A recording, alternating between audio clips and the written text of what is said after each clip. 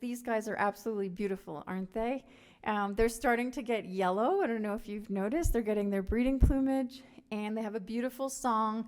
When they sing, when they fly, they have an undulating flight, and they say, potato chip, potato chip, potato chip, potato chip.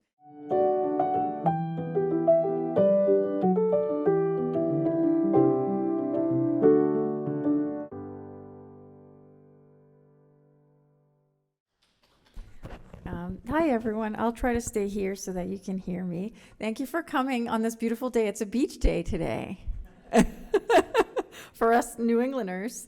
So I'm super excited to talk with you today about birds, one of my most favorite topics other than mice. I adore white-footed mice, and I actually specialize in rearing of all of the pups that we get in. We get in orphan mice, and that's my job. So my first few slides are just going to be about wildcare, who we are and what we do, and then we're going to talk about attracting some of the common native birds to your backyard, and then I have some tips for how to coexist with birds in your backyard and also protect them. So wildcare, we are a wildlife hospital. We're located in Eastham on Cape Cod. I was really honored that Zoe asked me to come out here. Some Cape Codders don't come over the bridge, and here I am. I'm coming over the bridge for you. So we are in Eastham, and we are a wildlife hospital. We provide veterinary care and rehabilitate sick, injured, and orphaned wildlife. We're a nonprofit organization, and we treat over 1,800 animals per year. I have a staff of 7 and over 120 active volunteers, over 150 volunteers total. So we do a ton of education and outreach. Programs like this where we teach people how to coexist and reduce impacts on wildlife in our backyard. And we do depend on donations as a nonprofit. And I love this graphic because it just shows for our donors how their donations made a difference last year. So our helpline received over 8,000 phone calls, and we took in 386 orphan birds and over 919 orphan animals. So we do a lot at our small center. We do have a wildlife helpline, which I love telling people about this because last year we received over 8,000 calls, and that speaks volumes to the importance of our work. That's just one small center on Cape Cod. And it basically, you can call us if you have an animal in distress or if you have a human-wildlife conflict.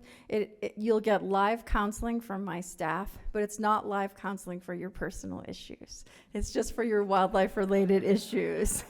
I always tell people that when I say live counseling.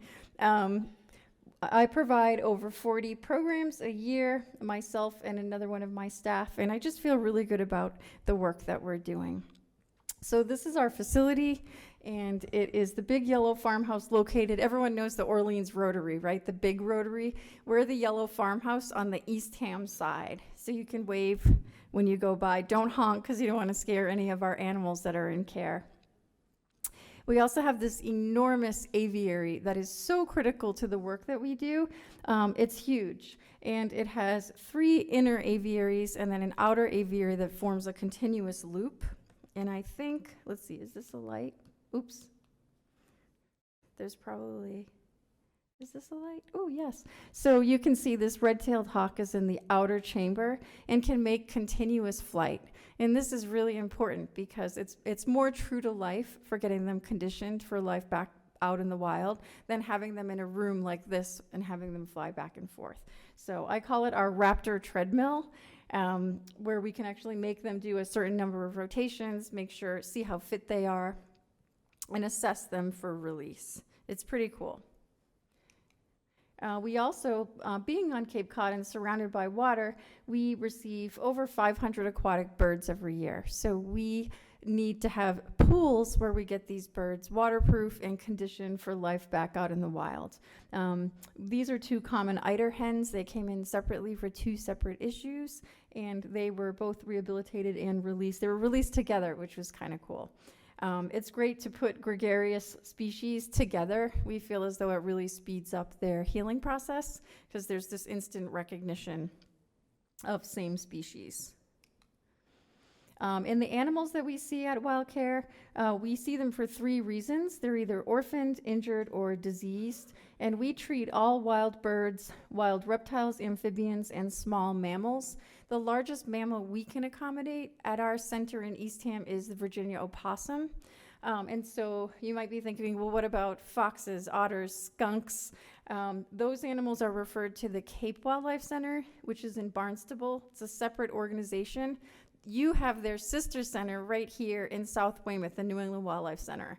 Their 2 centers are fabulous, and I feel like between the 3 of us, we're covering a lot of ground. I always say if I was going to be a sick or injured or orphaned wild animal, I would want to be located somewhere near here or on Cape Cod, because there are a lot of people who can take care of me. And before we talk about attracting birds, obviously you all care about wildlife or you wouldn't be here today, but I love to remind people that on Cape Cod and in New England in general, we're so lucky to live here. We have such biodiversity. I mean, literally animals everywhere, air, land, and sea, and I couldn't be more proud to, first of all, live full-time on Cape Cod and then have a full-time job doing this work. So I like to remind people, and also that they were here before us. And many of the animals that we see at Wild Care are brought to us because they were impacted by people negatively. And not necessarily directly, but things like birds striking windows and squirrels getting hit by cars, and birds striking power lines. Those are all human impacts. So to me, it's really important to do the work that we do. Okay, so I just want to start by saying I'm not a plant expert. I will reference a few types of plants that specific species of birds like, but Audubon has this awesome plant database. If you Google Audubon native plants, where you basically can put in, it's going to ask you for your email, of course, and then ask for your zip code, and it will tell you native plants in your location and the birds that they attract, which I think is so cool. And you can always block their email if you're getting too much email from them. Also, on the Cape, we have the Birdwatchers General Store in Orleans, which I love. It's like a superstore, a local superstore of bird supplies. And here you have Wild Birds Unlimited in Hanover, which also has an incredible selection of pretty much everything you need for your outdoor birds. And I'm going to reference a bunch of different bird feeders. And so when I refer to a tubular feeder, it's going to be something like this, long tube type feeder. A window feeder, there are many different types. This is one that I have in my window that attracts everything. I even get mourning doves in it, you guys. You know how big a mourning dove is? It's bigger than this dish. So to see them in there, it's like Godzilla fitting into a small car. But the 2 suction cups hold. And I love these little window feeders. And then oriole feeders and hummingbird feeders, of course, there are many different types. This oriole feeder has little jelly ports and also a center post for oranges. And when I refer to platform feeders, it can be a hanging feeder, it can be a dish that's on the ground, basically anything that is sort of a tray that's providing food, whether it's on the ground or mounted or hanging. So obviously there's so many different types of these things, but I will be referencing them. So let's start with a bird that everyone wants to have, right? I'm sure, do you all have Baltimore Orioles in your yard and when they come back in May? I hope you do. So this is a male Baltimore Oriole, and these guys are strongly migratory. They go to South America, and they leave us pretty early in the season, which is a bummer. They leave usually by August, and they arrive early May.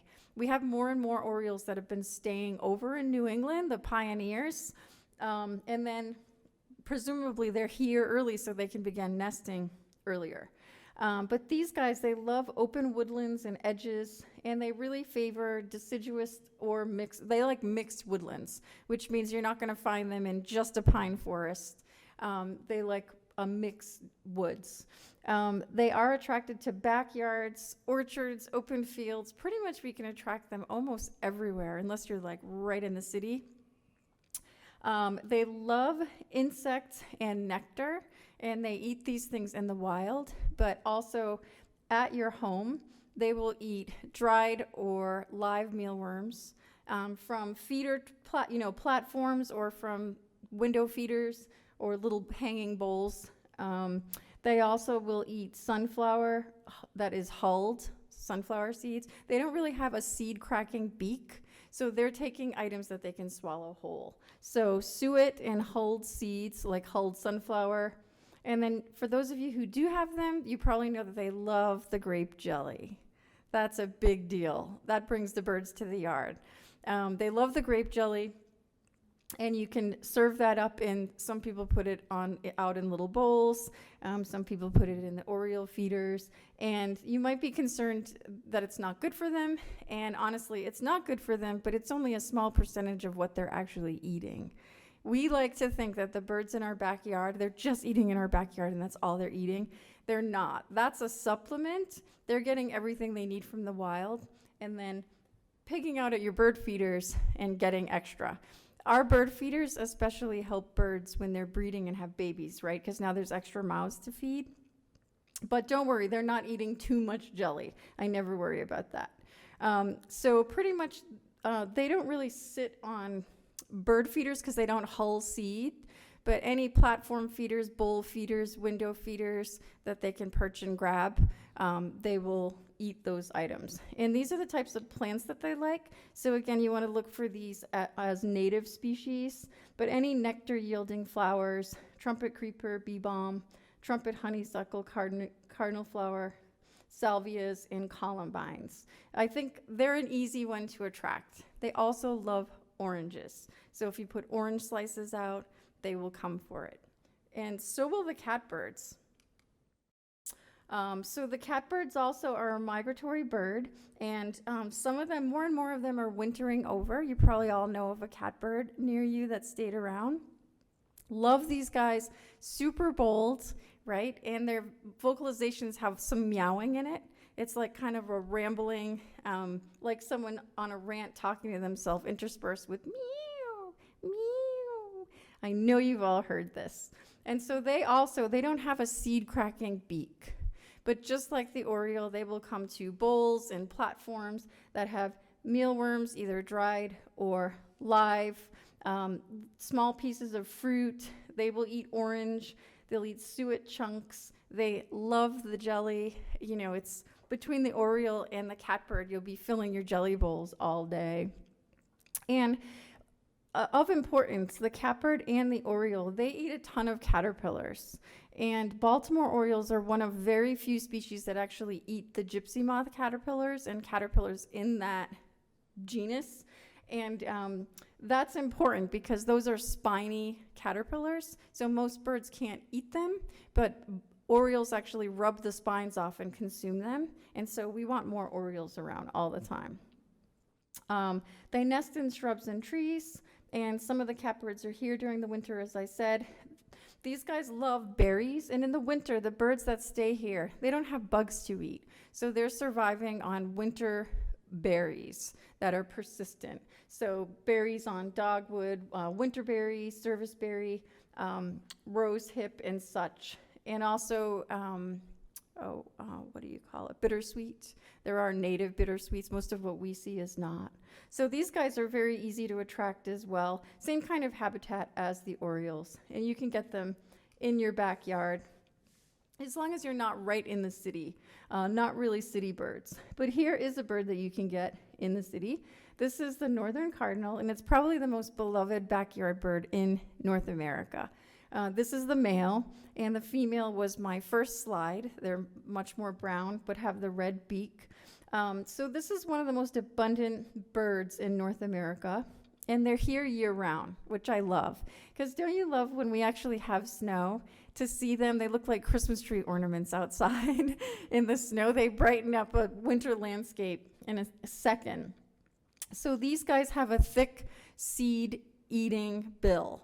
You can tell a lot about birds and what they eat by their bill. So you can see that's for crushing seeds. So they'll eat all the seeds. They love sunflower, they love safflower, but they'll pretty much, if you have a mixture that has corn in it and Milo and all these other things, they will eat it. But the favorites are sunflower and safflower. They will eat from any type of feeder. The tubular ones, the platforms, they eat from my window feeder. They don't hang on a suet feeder. That's probably about the only thing they don't do. So they mostly eat in the wild insect matter in the summer and weed seeds and berries in the fall and winter months. And they like to nest in dense shrubs, vines, or low trees. Probably their favorite for nesting in would be the spruce. The juniper trees, which often the males have fruit, which birds will eat in the winter when they are desperate. Those form really nice, dense nesting areas for cardinals. What else can I tell you about them? They're just easy to attract. Again, these are birds you could get to your backyard in the city. They become habituated. And I'll take questions at the end. And am I going at a good pace right now? Or okay. There's so much more that can be said, but I have like 20 birds to get through, so I have to keep going. So this bird, I absolutely love them. This is the house finch. And believe it or not, they're not actually native to this area. They are also one of the most abundant birds in North America. But originally, their name was red-headed linnet, and they were a Southern California species. And what happened was people were collecting them and selling them in pet stores because of their beautiful song.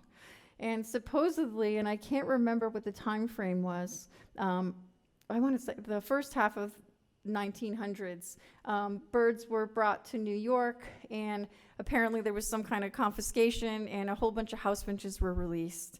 And apparently they were able to survive, they believe, because of bird feeders.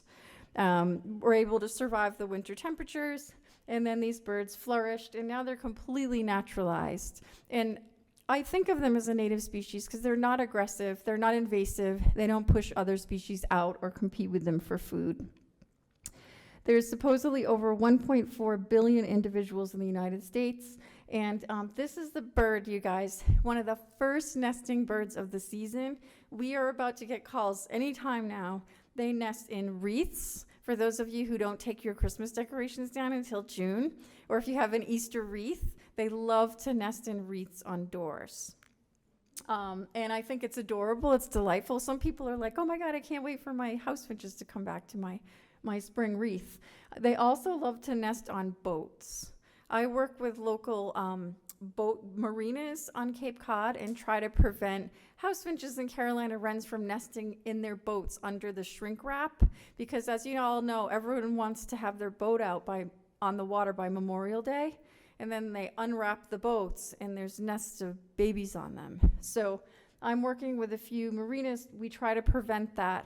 Any holes in the shrink wrap that are obvious, try to close those up. Pool noodles work also, but try to discourage birds from nesting before they start. And one more thing I want to say, if these guys do nest on your door, or if they nest in one of your hanging potted plants, you can still water those plants. Don't water the eggs directly. What a lot of people do is put ice cubes in the nest, and then the plant's going to get water. And you still can water the plant, just don't directly water the eggs, and make sure the eggs are never sitting in water, okay? But still you can water your plant. And I love this, and I said the redder the better, because the brighter the house finch male, that all has to do with diet, and so the female is actually selecting for the redness of the male and his song. So the redder the better. It means that he is a provider. He's going to be great for the kids and get them lots of food. Absolutely love these guys. They're darling. In the wild, they eat a ton of goldenrod, weed seeds, basically. They adore coneflowers. Leave your gardens at the end of the season to go to seed, because finches, sparrows, they are the ones that are going to come in and they're going to pluck all the weed seeds there. Everything that looks dead has so much nutrition left to it. And at home, they adore thistle seed and also the finch seed mix. So these guys are eating the smaller seeds. They also love sunflower, but a good old thistle sock, I'm sure you've all seen this, or a thistle tube feeder is what they really, really love. American goldfinch is their close relative, and these guys are absolutely beautiful, aren't they? They're starting to get yellow. I don't know if you've noticed. They're getting their breeding plumage, and they have a beautiful song. When they sing, when they fly, they have an undulating flight, and they say, potato chip, potato chip, potato chip, potato chip.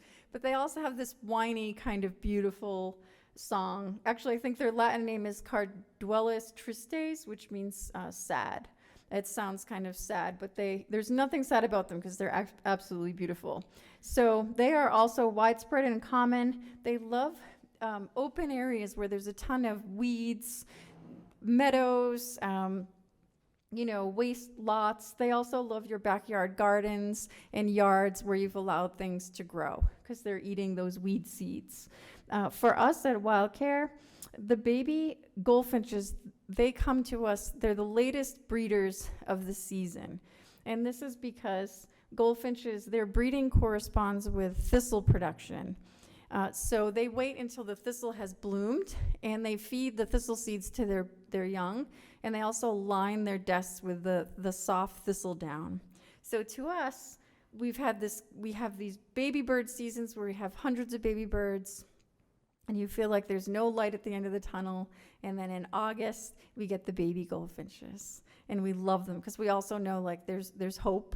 There's an end to the season. We love all these babies, but it's a lot of work. And so these guys are the latest nesters. You can attract them with any of these types of, they love these flowers in your garden, and they also adore thistle or the finch mix. So again, eating the smaller seeds. They do love sunflower too. So sweet. So black-capped chickadee. Everyone knows the black-capped chickadee. It's the Massachusetts state bird. It's also the state bird for several other states. And this is probably the easiest bird to attract no matter where you live. They adore suet, sunflower, and peanuts. They will eat from any type of feeder. They are very, very inquisitive and approachable, and they also nest in cavities. And so we don't have time. I have information for a site where you can get specifications for the type of box and dimensions, but I won't have time to talk about each box individually. But this is a bird that you can sometimes attract to nest boxes on your property. They nest in tree cavities. They're super tiny, and they actually cache food, and they're very intelligent, and they get their name because of their dee-dee-dee-dee, dee-dee-dee. And I wrote here that the more dee-dee-dees there are, have you ever heard them do like dee-dee-dee-dee-dee-dee, dee-dee-dee really fast? That means there's a threat. So the faster and the more Ds means the bigger threat. And other birds learn this in the area, and they respond to it. So basically, other birds are alerted to these DDD calls. It's kind of cool. Really sweet birds.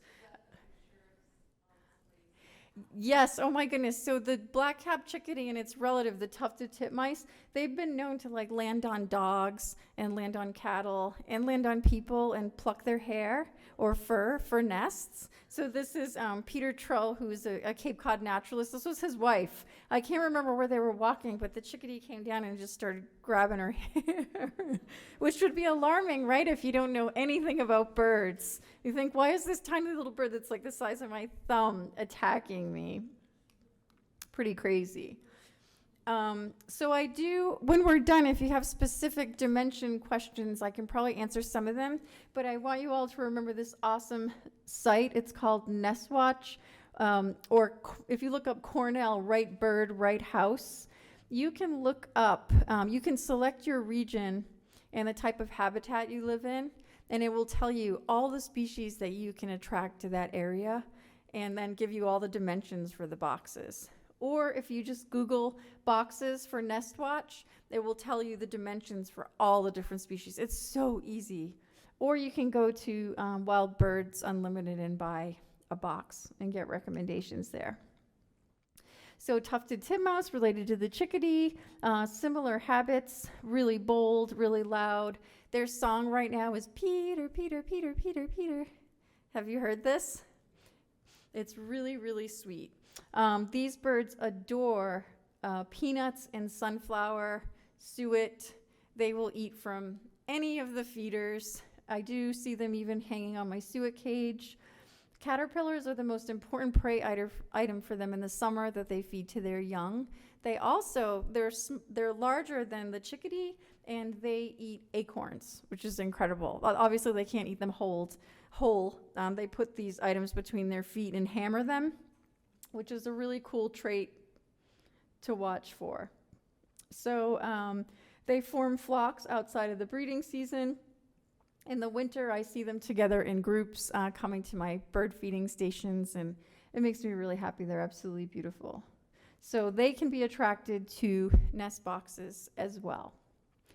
And then we also have the white-breasted and the red-breasted nuthatch. So on Cape Cod, we have a lot of mixed forests and we have a lot of pine. The white-breasted nuthatch is more interested in a mixed forest where we have the pine trees and the deciduous trees. The red-breasted nuthatch is a little bit smaller, and he is more attracted to pine forest. Then I wrote it down here. White-breasted nuthatch, they love maples, hickory, and oaks. Red-breasted nuthatch loves spruce, firs, hemlock, larch, cedar. But there is still a lot of overlap. And so these guys, these are the ones who love the suet feeders, and they will hang on them and enjoy them. But I also have them eating out of any of my hanging feeders and my window feeder. It's really incredible. The red-breasted tend to be a little more bold, whereas the white-breasted are a little more shy. Both of these guys, they nest in cavities. However, they don't readily take to nest boxes. You can always try, and you might get something else like a titmouse. But they just don't as readily take to nest boxes as some of the other cavity nesters. So they prefer mature forests, and that's also because these guys, they nest in cavities, but they can't make their own. They don't have a woodpecker type of bill to drill their own cavities, so they use abandoned cavities that woodpeckers or small mammals have made. But basically, you can attract them to your yard with the suet and peanuts and sunflower. So here's a fun one, really not a backyard bird feeder bird, but I had to add it in because everyone loves them. They're beautiful. Cedar waxwings, they do breed in New England. We see them more in the winter. In the winter, they become more gregarious, where they'll travel in groups, and they become nomads in the winter, where they wander the countryside looking for winter fruits that have persisted.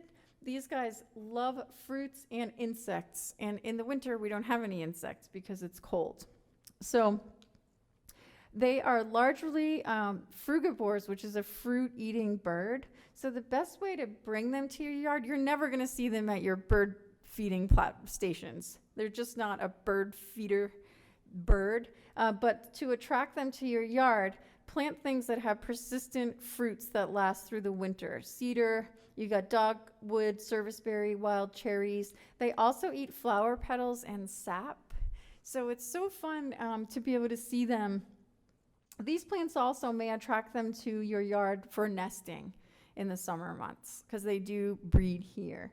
But yeah, berries and bugs. They feed the kids lots of berries and bugs. I love that we have them year-round, but I mostly see them in the winter, honestly.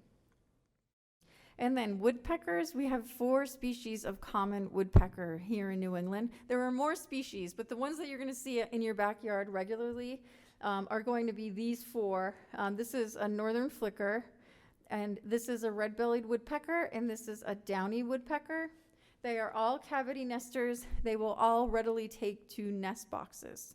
Then the problem that we have throughout much of the U.S., honestly, is that woodpeckers can drill their own holes and make their own nest sites. However, they're quickly stolen by other species. Squirrels will make nest sites bigger and move in. Also, I'm sure you all know about European starlings, which is a non-native species of bird that is very aggressive and often steals. They nest in cavities, and so they will steal. They can't make their own. They'll steal woodpecker cavities and kill the babies or destroy the eggs or just start nesting. So that's why it's so important. I always tell people one of the kindest things you can do is set up nest boxes on your property because the birds need them. And so the flicker, well, we'll talk about each one of these quickly individually. All of these guys will come to your suet feeder. They love, and I keep saying suet, any of it. The suet dough, the peanut suet, the mixed seed suet, the berry suet. They will eat any of it. They love it. They will hang with their woodpecker feet on your suet. The flicker is probably the shyest. The hairy woodpecker and the downy woodpeckers and the red-belly, they will also eat from tube feeders. They'll eat sunflower seed, peanuts, really easy to attract, and even in cities where you can get them into your backyard. I always say leave your dead trees and snags. Unless they're a safety hazard, you've probably got animals living in them. And like I just said, these woodpeckers and these other cavity nesting birds, they need these trees. So this is a downy woodpecker, a female, and it's smaller than the hairy woodpecker, which looks very similar. The hairy has the red, the male has the red on the back of the head. And how I like to tell people that you can tell the differences. The downy woodpecker is about the length of a suet cage, a standard square suet cage, whereas the hairy woodpecker, he's like 1.5 the length of the suet cage. That's just an easy breezy way of telling the difference. But if you were to see these two side by side, you'd say, whoa, this one sort of looks like a downy woodpecker on steroids. It's a big bird, similar calls, but one is a little louder and a little bolder for the bigger bird. The red-bellied woodpecker, I find them to be a little shy compared with the hairy and the downy, but they will eat they come to the suet feeder, the tube feeders, they eat in my window. They're just the birds that if I come to the window, they'll fly away instantly, whereas the hairy and the downy are like, oh, hey, I'm gonna just stay here and pig out. And what I love about this bird is he doesn't take any crap. So a starling might come to the suet and peck at these two, and they will retreat. This bird will like pile drive, get out of my way. And I love that about them. I wish they would do that in their nests. But sometimes their nests just get ambushed by squirrels taking over or starlings. I just want to talk about this flicker because when you think about woodpeckers, you think about creeping birds, right? Creeping up trees, eating bugs, hanging on things. And this is a woodpecker, and he does do that, but his favorite food is ants. So this is if you see a woodpecker creeping on the ground, and it's like licking something, it's a flicker. Because what they do is they probe their long tongue into ant hills and extract the ants. And because of this, I tell people, like, don't spray ant poisons out in your backyard. There's other things that you can use. Diatomaceous earth helps, and also vinegar, because you don't want to go poisoning. We do see flickers with organophosphate poisoning because they're eating insects on lawns that have been sprayed. So if you see a woodpecker on the lawn, this is your bird, and they're so beautiful, aren't they? This is called a northern flicker, and this one has yellow on the wings and the tail, so it's yellow-shafted northern flicker. There's also a red-shafted, and then there's one that is a little bit of both, but red-shafted tends to be more in the west. There's so much more I could say, but we don't have time. All these animals are incredible. And so the blue jay, you all know the blue jay, right? And this is a bird you can get in parks, backyards, cities. They are boisterous, they are noisy, they mob predators like hawks and owls. They alert small birds when there's danger near. They also will kill small birds and small mammals and eat them and eat baby birds and eggs if they get a chance. It's just what they do. They're a type of corvid, so they're related to the crows, the ravens, the magpies, and those are a highly intelligent and aggressive species.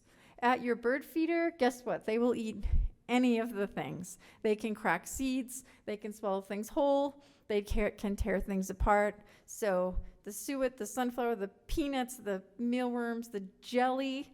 I have these guys picking out on jelly, and I'm always like, hey, hold up. That's for the orioles and the catbirds, because you'll eat everything else.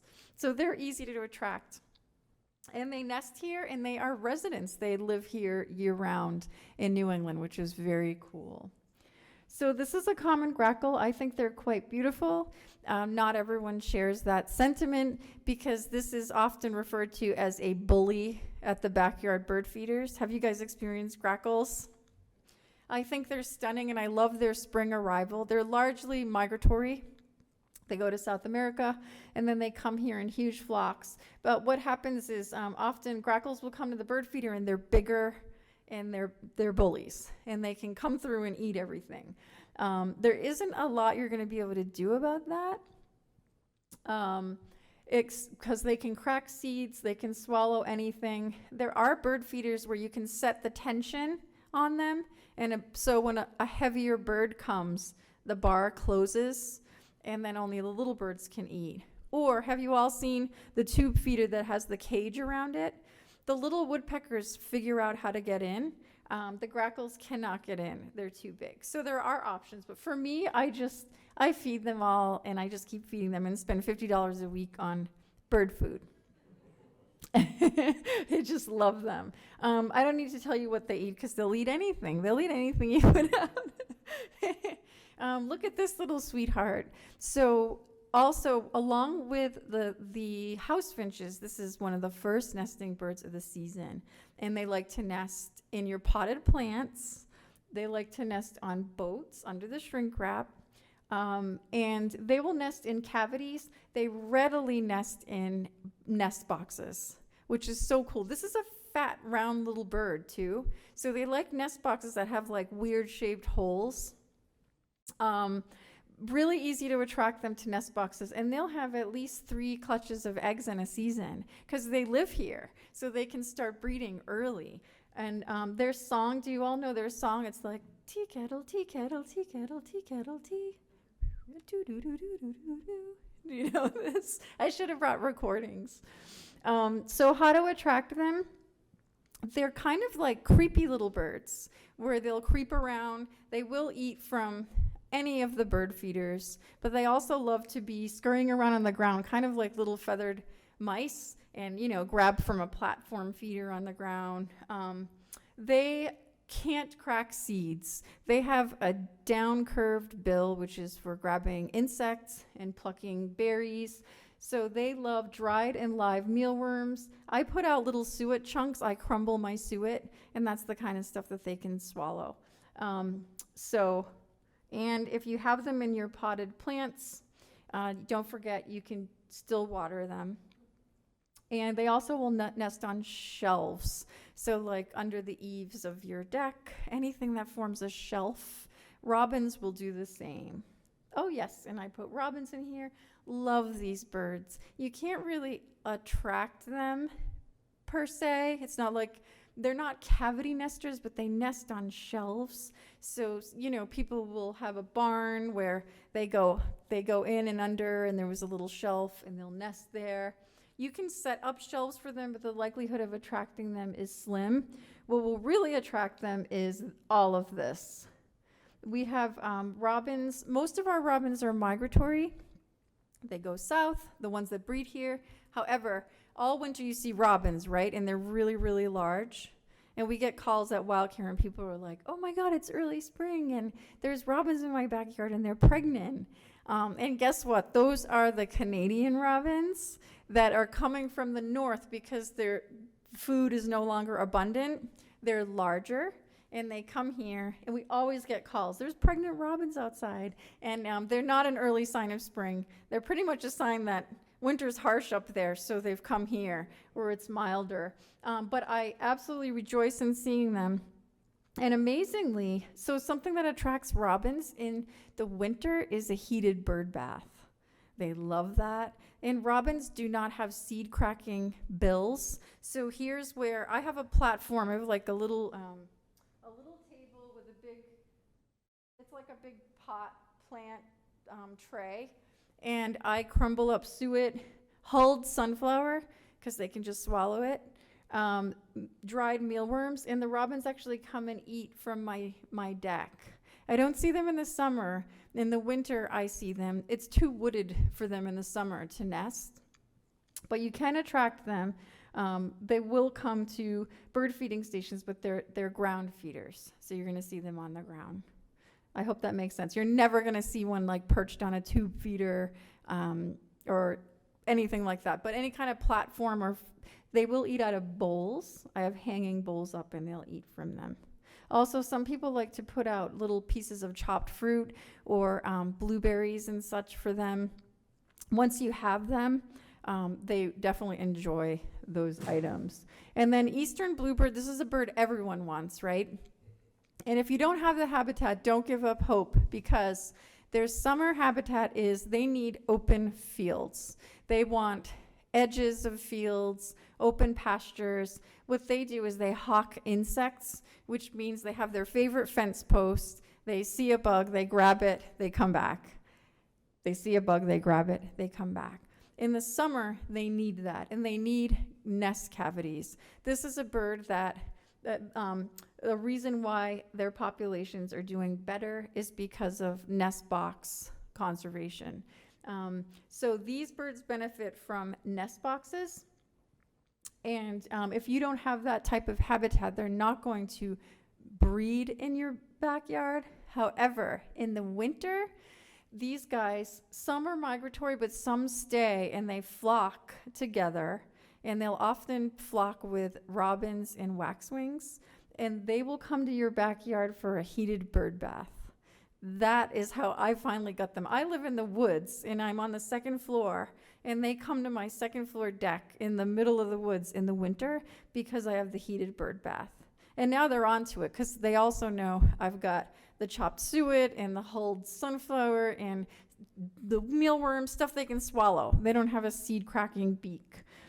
So I know that even if you don't have appropriate habitat for breeding, you can attract them to all kinds of habitats in the winter with a heated bird bath first and foremost, and then foods they can readily swallow. But more importantly, and I'm talking about bird seed, but the best way to attract birds is by creating a habitat for them. So plant the plants that bring them to the yard. And so these guys in the winter, the ones that are here, all they're eating is fruit, berries. There's no bugs. And so planting things, they're eating bittersweet and winterberry and the cedarberry, elderberry, holly berries, anything that persists in the winter. And those are also plants they'll eat throughout the summer. So planting plants that have berries throughout the year is a way to attract them. Mourning doves. Does everyone love mourning doves? I think they're absolutely fabulous. They are the gentle giants, and they're aggressive with one another, but they're very docile with other species. I'm sure you all know, so they are a ground-dwelling bird. They're heart-shaped, big body, tiny little feet. They're not able to perch on, a tube feeder. They're not going to go on a suet cage, but any kind of platform feeder where they can sit in it. So platform feeder that's hanging or is on the ground, that is what they love. Or you can put food for them, scatter it on the ground. They're always looking out for predators. When I have mourning doves, I like to make sure that I have a brush pile or a hedgerow or something that they can gain some cover from, if a predator comes in. They are typically shy around bully birds, and that's something that I don't enjoy watching, but it's part of their everyday life. I also want you to know that they are the earliest birds usually to arrive in the morning to eat, and the latest to arrive at night. You'll see them and it's getting dark, and they're just filling up their crops for the night. They're so beautiful.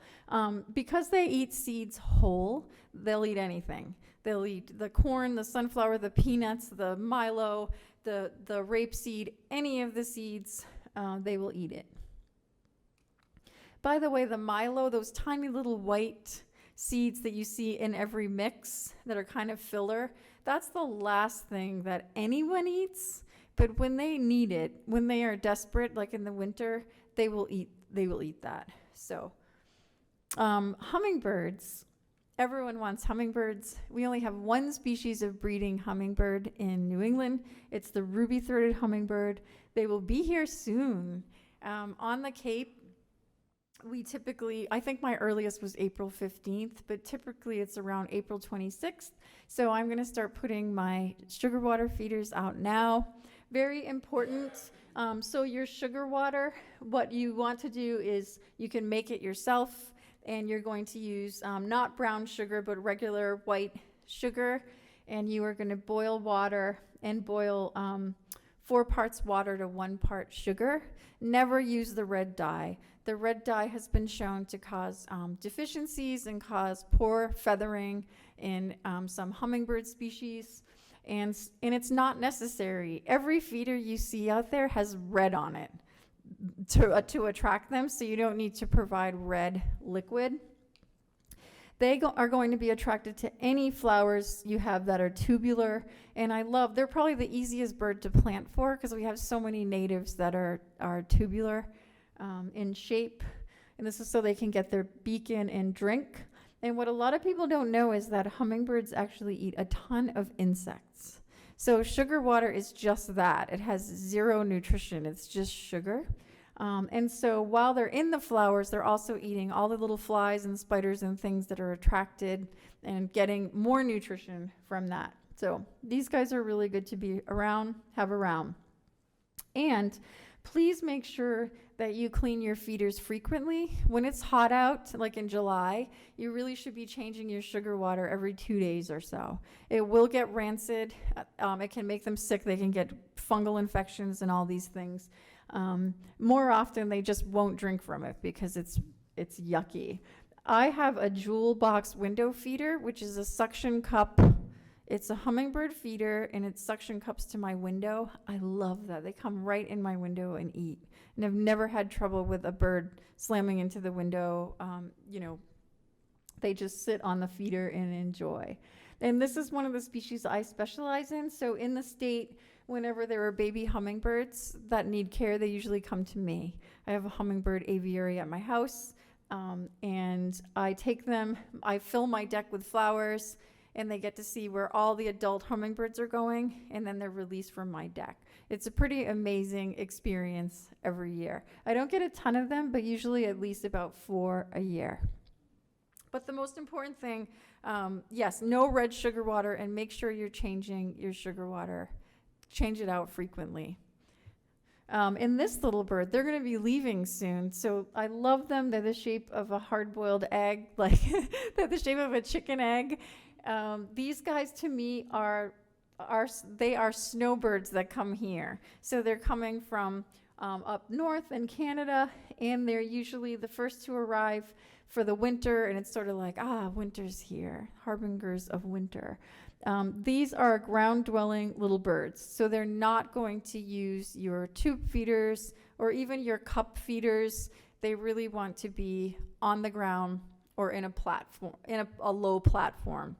And they have, see that thick seed-eating beak? They can crush open any of the seeds.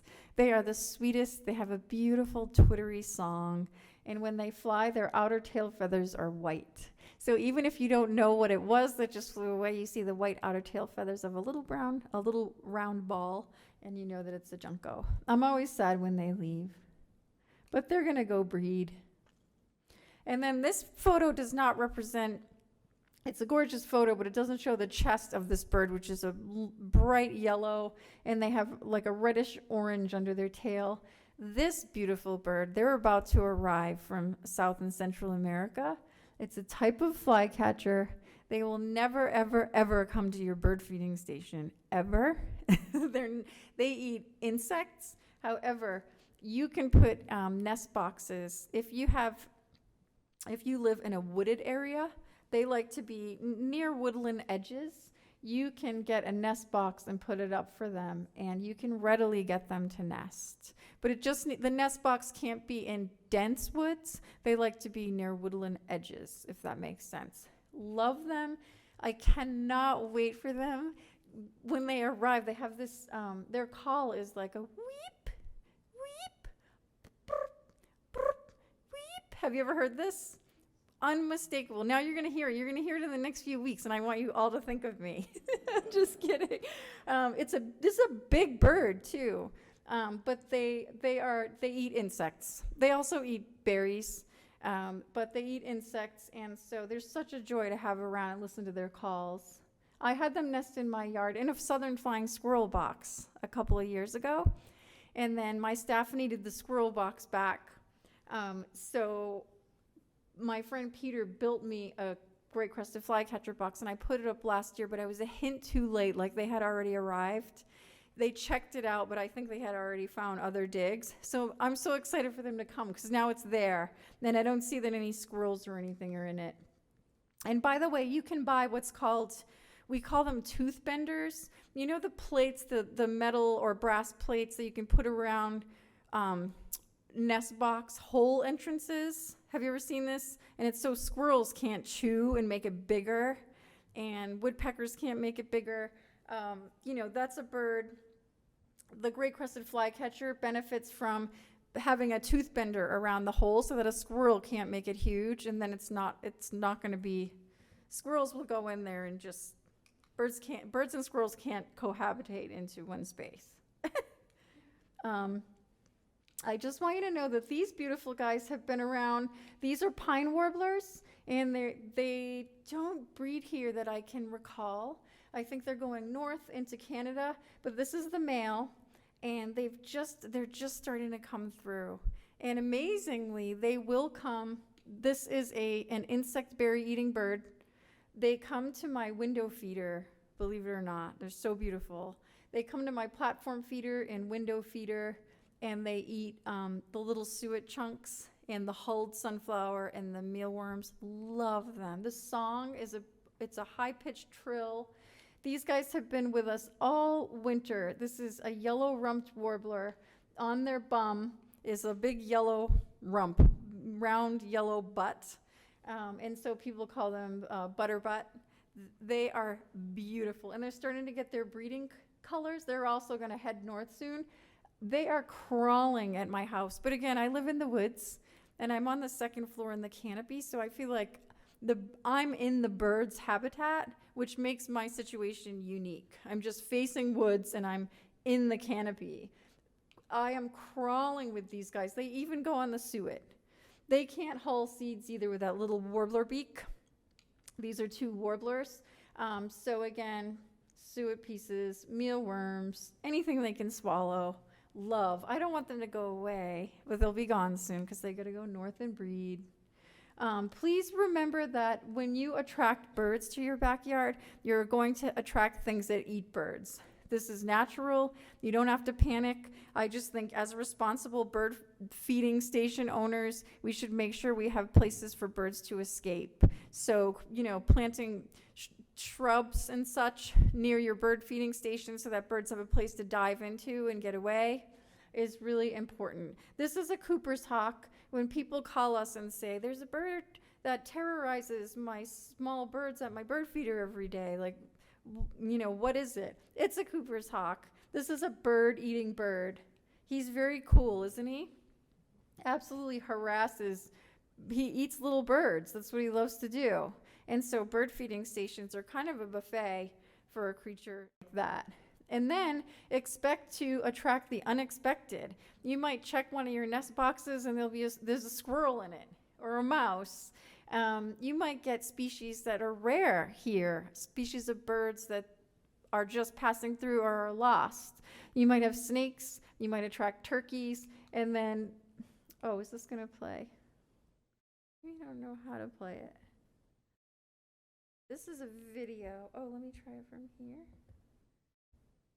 So this is at night. This is my window feeder, that little box that I showed you.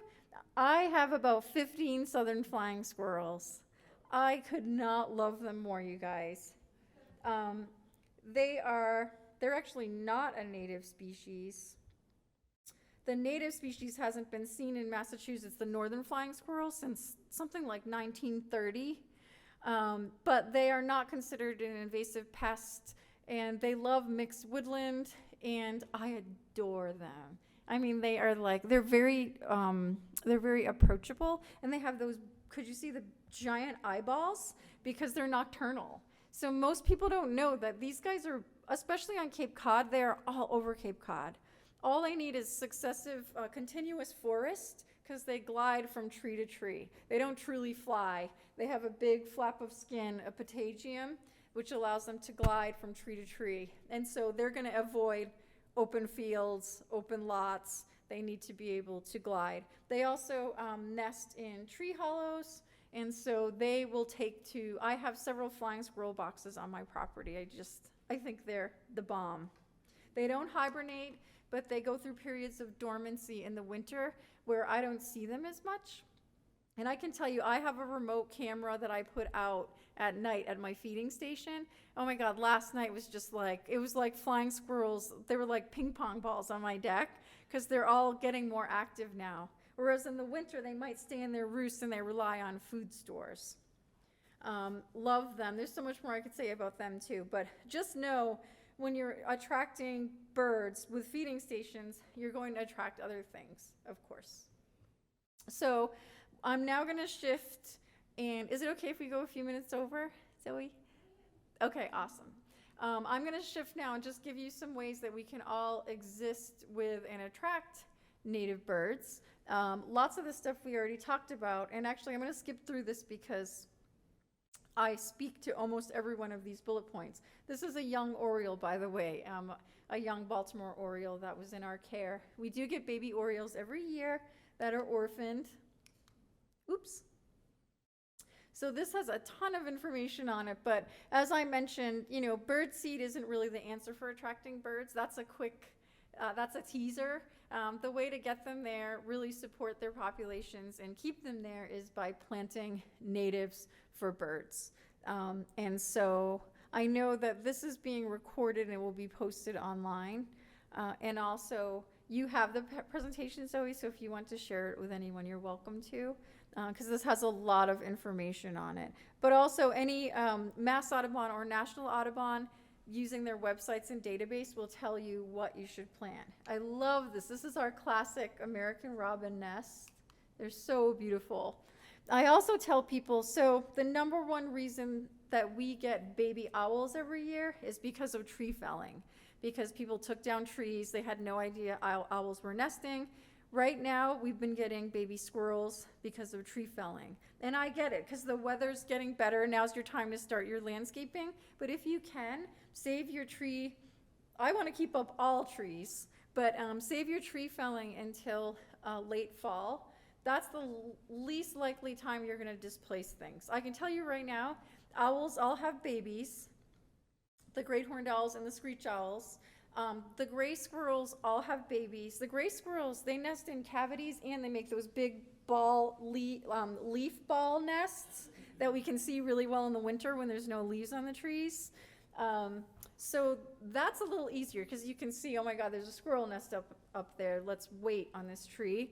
Whereas owls, you just need to do a little detective work. If there's a cavity, make sure no one's living in there. But also trees are filled with life, insect life, and I try to tell people to leave trees and snags there. And I apologize for this terrible image, but it's a really important one. Cats really should be kept indoors, and it's for the safety of your cat and also for the safety of wildlife. So cats are known to kill over 2.4 billion birds annually, and that's just in the United States. And that's feral cats and house cats. There's like a lot of myths out there about, oh, well, a fed house cat isn't going to kill anything. And so much research has proven that not to be true. They're just naturally killers, whether they're hungry or not. But also cats are killing other things, like they're killing bugs, they're killing small mammals. Not all bugs are bad. And they're killing reptiles and amphibians. And so cats should really be kept indoors. And just a quick example, in 2023, we took in 334 eastern cottontails. 53% of those were orphaned due to cats, dogs, and landscaping. So there you have it.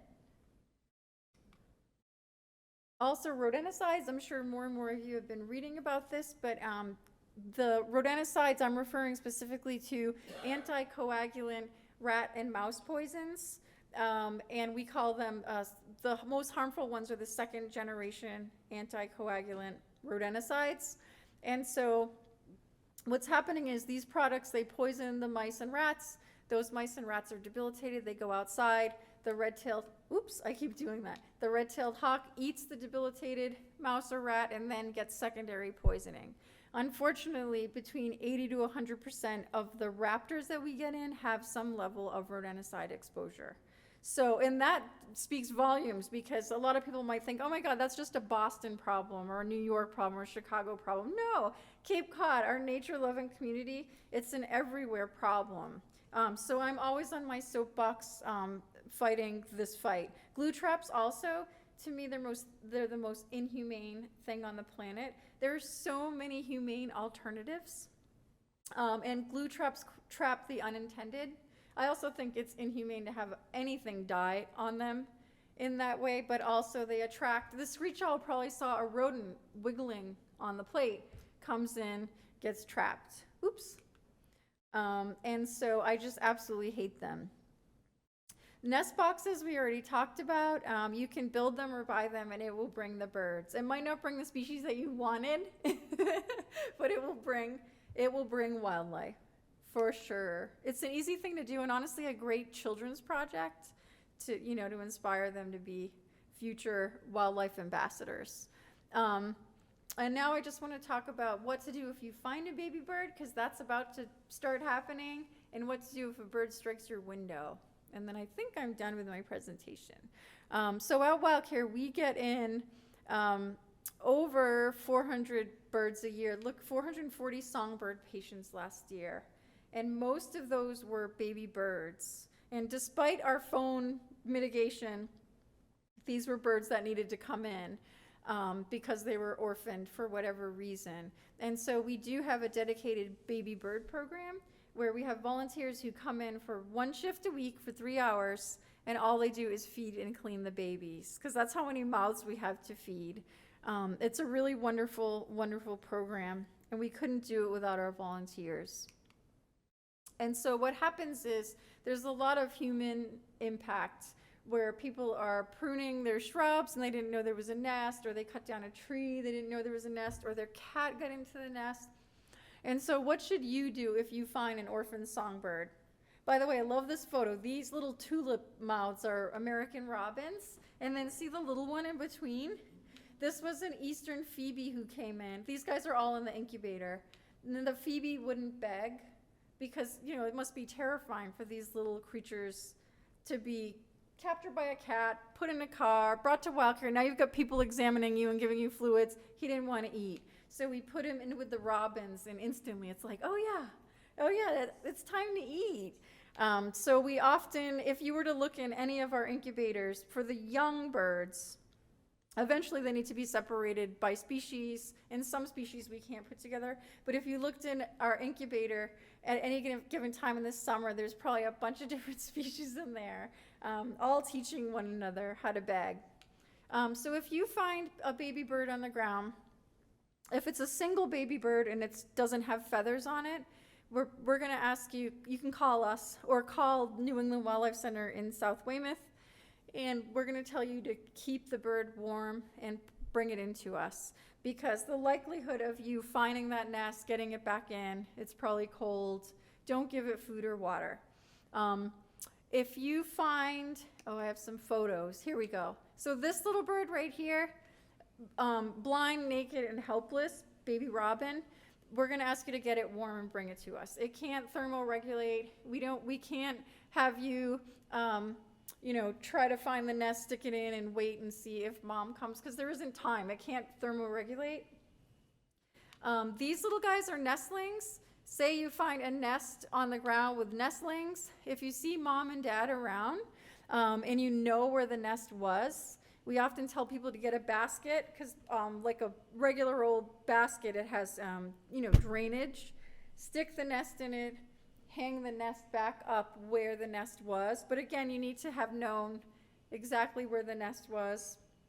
And that's if the babies aren't hypothermic or injured. If they're hypothermic or injured, we're going to have you bring them in. If they look great and you know where the nest was, you can hang it back up. These guys can thermoregulate a little bit. They're starting to get some feathers. Basically, we want you to call us. We're going to have you send us photos, and we're going to know right away. Oh my God, they don't look good. Please bring them in. Oh my God, they look bright-eyed, and are they warm? Do you know where the nest was? Can you get a basket with the nest back into the tree? And then you're going to have to watch for the parents. So this takes time. Here's the biggest culprit right here. This is a juvenile robin. Beautiful, right? Big bird, almost looks bigger than the parents. People call us all the time and they say, there's a baby bird on the ground and it must be injured because it won't fly. But most songbirds, they leave the nest before they can fly. Some of them can't fly for like 5 to 7 days. And the only thing they can do is the parents are feeding them and the parents alert them to danger. And, you know, every day they might be able to get higher and higher into bushes. So call us. We are going to say, are the parents there? Are the parents feeding it? Is it bright-eyed? Can you keep your cat and dog and kids in? Can you leave it there and watch? Or we're going to say, oh, no, you know, it looks dehydrated. Bring it in. We really will try to help. But what happens more often is people say, oh, my God, there's something wrong with it. They put it in a box. They bring it to us. And then we're like, oh, my God, this is a healthy baby. I mean, we're not going to tell you, you just kidnapped it, because we're not going to say that. But is there any way you can bring it back? And a lot of times people can. They want to do the right thing. And sometimes people are just like, no, no, no, I have a cat. I can't. And that's what's hard, because now I want to reserve our nursery for animals that really need to be there, not animals that are there because they're now orphaned because you don't want to keep your cat away for keep your cat in for just another 3 days or whatever. So it's a tough one, but call us because we want to help, and we especially love people who are willing to work with us. Because if we raise these robins, they're going to be with us for a month of care, whereas they could be with their parents if they are supposed to. And then what to do if a songbird strikes your window. We see this far too often. I'm sure you all know when birds see a window, they don't see a window as an object. What they see is whatever that window reflects. So if it's reflecting, you know, trees and a field, they're going to try to go right through it. And so there are many things you can do to break up, that reflection. But if a bird strikes your window, please don't just leave it there. It's going to get picked up by the neighbor's cat or your Cooper's hawk. Put it in a box. And we used to always say, put it in a box, keep it quiet, in 2 hours, try to release it.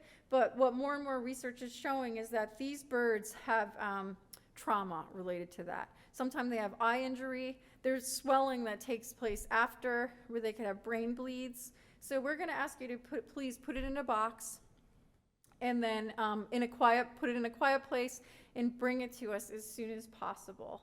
And then we'll take all your information, because if it's better in 72 hours, we want it to go back to your house. But sometimes, you know, we start to see swelling. There's a lot of things that we see that aren't very nice. And this little bird, isn't this a horrible photo? This was in May. This is a northern Parula. This little bird had just arrived. They go all the way to South America. They come through here, heading north to breed, and he struck a window, and this bird looked terrible. We didn't think he was going to make it. What we first do is they go right into oxygen, some warmth and oxygen. They're so shocky. Amazingly, he turned around and he was released like within 72 hours. He was one of the lucky ones. But this is just terrible, like eyes closed, and imagine the trauma. He's totally shocked. So hundreds of millions of birds are killed each year by colliding into windows. And so what can you do? Well, I'm sure you've all heard about like the silhouette cutouts that you put on the windows. Those aren't the most effective things. One of the most effective things is you can get the decals that show up. They have what am I trying to say? The UV light decals. You can put those on your windows. They sell them at Wild Birds Unlimited and Birdwatchers General Store in the Cape. The only thing is they need to be spaced less than 4 inches apart. So putting 2 in your big window is not going to work. So and a lot of people think, oh my God, I'm not buying 20 stickers for the windows.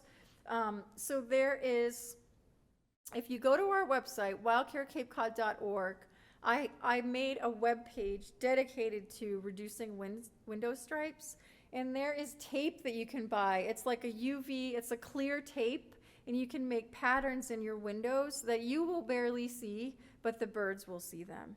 And they just need to be spaced, within 4 inches of one another. Some people make dots. If you're really creative, you can make designs. There's also a company that makes gorgeous, they look like lace and beautiful patterns, and looks pretty on your window and prevents bird collisions. It's just really important. What we've really learned is putting a few silhouette cutouts or putting a few decals is not going to work. The window needs to be filled, and they need to be within 4 inches of spacing. Also, lights out, especially during migration, birds become disoriented by lighting. This is because birds are responding, when they're migrating, they're responding to celestial cues. So now imagine if there's inclement weather, okay, and then they see all these lights on Cape Cod, on the shore. And what's going to happen is they're going to drop down, they become disoriented, and that's when we also see a lot of window strikes. Because now they've dropped down into a new location that they didn't expect to. They were disoriented by the lights, and they'll be striking buildings that they never knew were there because they haven't been in that habitat before. The other thing we see is baby birds. So adult birds around your house, resident birds, they figure things out, right? They know that's a door because they know that's a window because they've been there long enough. Baby birds have no clue. So we see an influx. We're about to get a lot of window strikes because of migration. And then in June, July, when all the babies are being born, those young birds that haven't learned yet will start getting young birds that are struck by windows. So if you follow our Facebook page, you're going to see me posting all kinds of things about how you can prevent this from happening. Because birds are just, honestly, across the world, they're doing so poorly. 1 in 4 species is in decline, and we just lost over 3 billion birds in the last 50 years from human impact. A study was just published. That's a lot of birds in an average human's lifetime. So to me, any little thing, if it's easy enough, if it's something as simple as me putting clear tape on my window and can prevent a bunch of birds from dying that just came all the way from South America, to me it is so, it's a no-brainer. So that concludes my presentation, and I hope it made you realize that it's really simple things we can all do that make a huge difference. I'm not going out there and asking you to go out and build a bird aviary and fundraise for this huge campaign. I'm asking you to put tape on your windows, turn your outdoor lights out that you don't need in the evenings, put a heated bird bath in your backyard, and put up some nest boxes. It's really compelling. So I hope you learned a few things, and I hope it was enjoyable. This is a baby grackle, by the way. The bird that some people don't like because he's a bully. Isn't he adorable? We get lots of, I didn't tell you, but they're migratory, but they breed here. And so we get lots of grackle babies. They're a lot of fun. They have a really loud call as a baby. And they also have a bright red mouth that's kind of scary looking. I think they're fabulous. My staff, we love them. Does anyone have any questions? That was a lot of birds and a whole lot of info. If you please go to our website, wildcarecapecod.org. Under, I think the tab is How to Help. Under one of the tabs I made a page, and it's called Humane Rodent Control Solutions. And it's a whole bulleted list of humane ways to control or deter rodents. And then there's a Reducing Window Strike page, and it's a whole bulleted list of easy to do things that will reduce window strikes. Because those are probably the 2 most common things we're asked about. How do we control mice without poisoning them? And how do I get these birds to stop hitting my window? Any questions? Well, thank you so much for coming, everyone. This was fun. Thank you.